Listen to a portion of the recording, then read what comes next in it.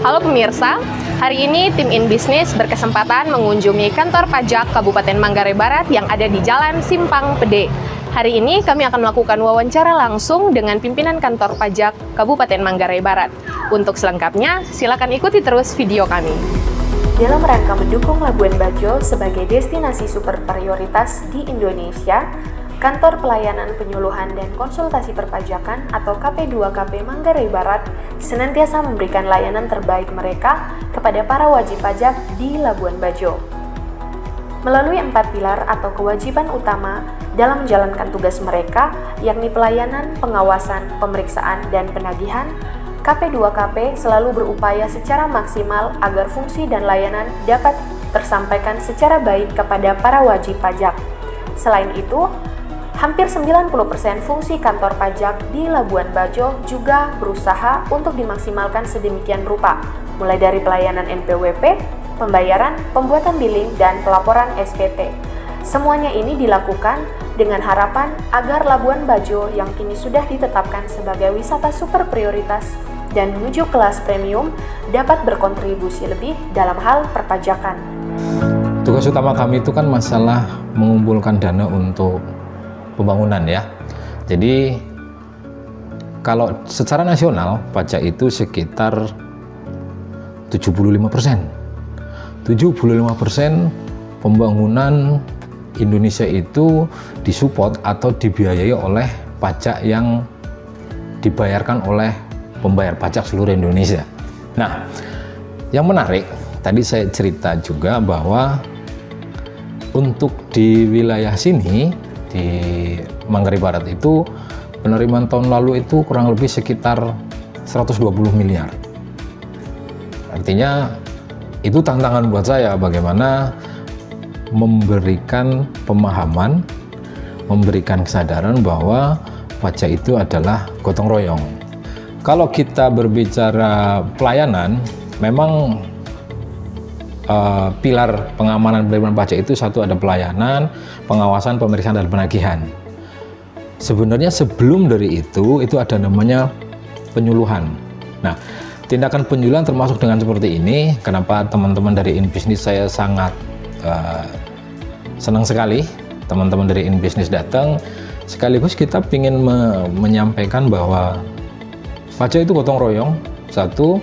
Dan yang kedua, yang kita harapkan adalah ada kepatuhan sukarela, voluntary compliance istilahnya. Jadi bagaimana langkah pertama yang kami lakukan, jadi kita ada fungsinya adalah namanya kantor penyuluhan, pelayanan, dan konsultasi.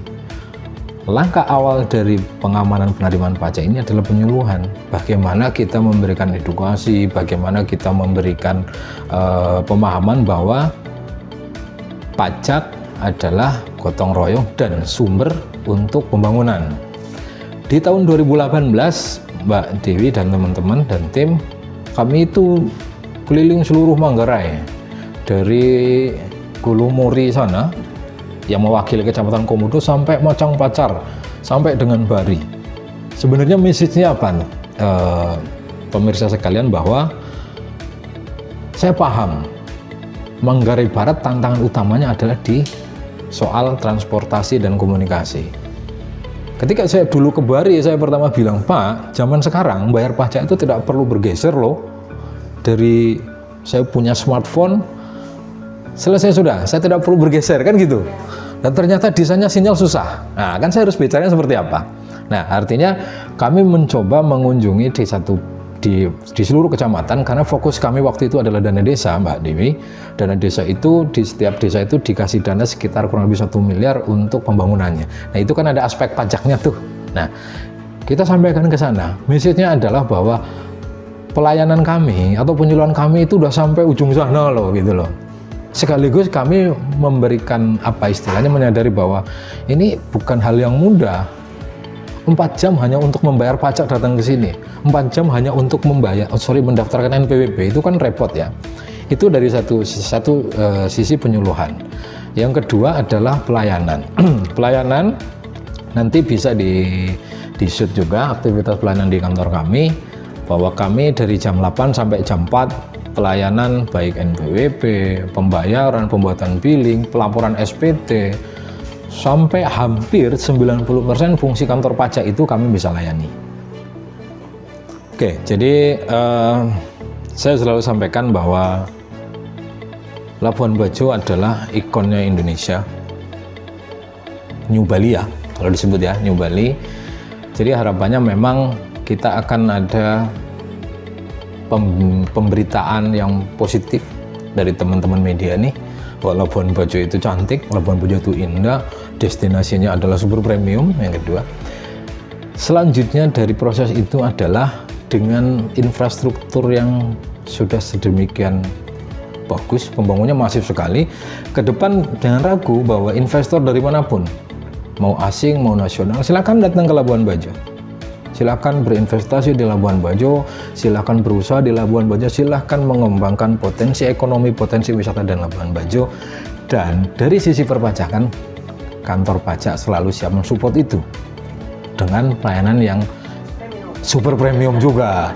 Jadi kami juga siap support ke arah sana. Artinya teman-teman jangan ragu, teman-teman investor datanglah ke sini, silakan. Untuk wisatawan silakan datang ke sini, ramaikan Labuan Bajo, viralkan ke dunia, tunjukkan bahwa Komodo is the last dragon on earth, kan gitu. Harus disampaikan ke arah sana, dan ujung-ujungnya adalah di satu sisi kita mesti ingat bahwa pembangunan Labuan Bajo, pembangunan Indonesia ini adalah 70 sekian persen disupport oleh pajak. Ketika nanti investor masuk, ketika nanti ekonomi maju, kontribusi Manggarai Barat melalui pembayaran pajak itu lebih. Harapan saya itu, dan tentu kami selalu membuka masukan untuk baik dari media ataupun dari masyarakat wajib pajak, bagaimana kami mengimprove layanan kami. Jangan sampai wisatanya premium, super premium, tapi kantor pajaknya solar kan gitu.